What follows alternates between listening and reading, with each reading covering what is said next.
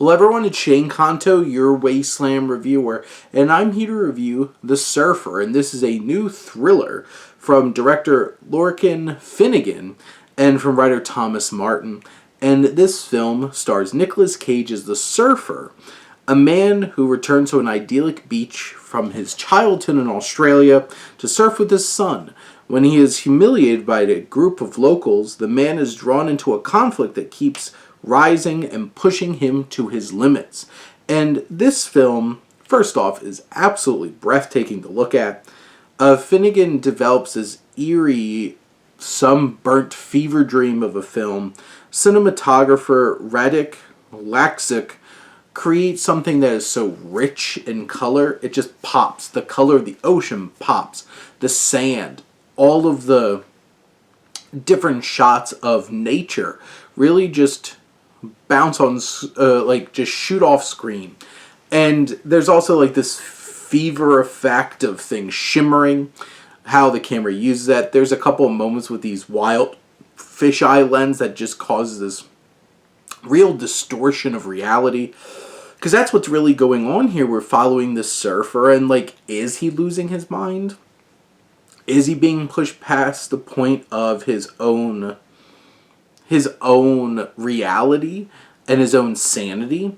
This is such a crazy, wild experience. It keeps cutting back to all these critters, whether they're snakes or like parrot spiders or kookaburras, and all of these animals that they really utilize like the sounds to like create this like close-ups of like cicadas with it making its noise and stuff like that.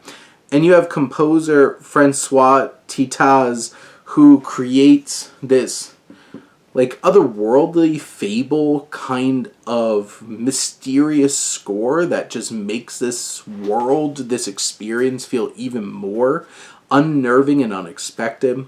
You just have all these very aggressive, uber masculine surfers, these locals. This film really deals with the toxicity and masculinity and what it means. Like, you definitely have like the antagonist of the film, Scally, played by Julian McMahon, who is fantastic. He really sells this strange like guru.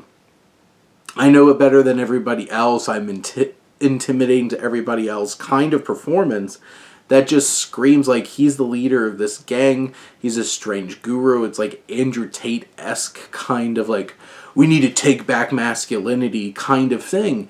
And Julian McMahon really leans into that very well. And Nicolas Cage delivers such a great performance yet again that starts off pretty subtly and for the most part is subtle. He has his moments where he goes a little crazed.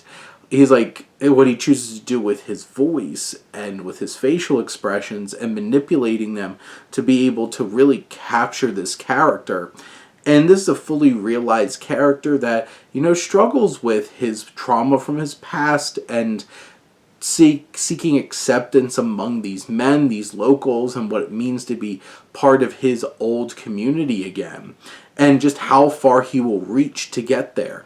And you have this character who he just won't let it go. He's tenacious. He gets himself into some bad situations. And there's some interesting revelations about what's all really going on, because there's this gaslighting of like, they take his board and they get his phone and his wedding ring and his car and all of these things. This story keeps spiraling and spiraling and spiraling for the surfer, but he never seeks out help, and that could be frustrating, but it's also like this masculinity. I gotta figure this out. And his interactions with women are few and far between, but like, it's a struggle for him, and he sees this brave new world that could be in front of him, and he has a tough choice. And this film leads up to, I thought for a while this film wasn't going to really have like consequences, but it does lead up to a pretty poignant, impactful, and visceral finale that puts you on edge, is shocking, and has these elements that you might not expect. This is an impeccably shot film.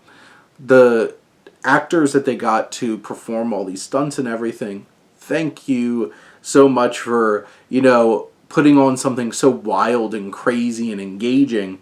And by the end, Nick Cage anchors this whole crazy, otherworldly fever dream of a thriller that like pushes you beyond limits to all the craziness of what these men will go through without going to therapy to try to find themselves and their identity.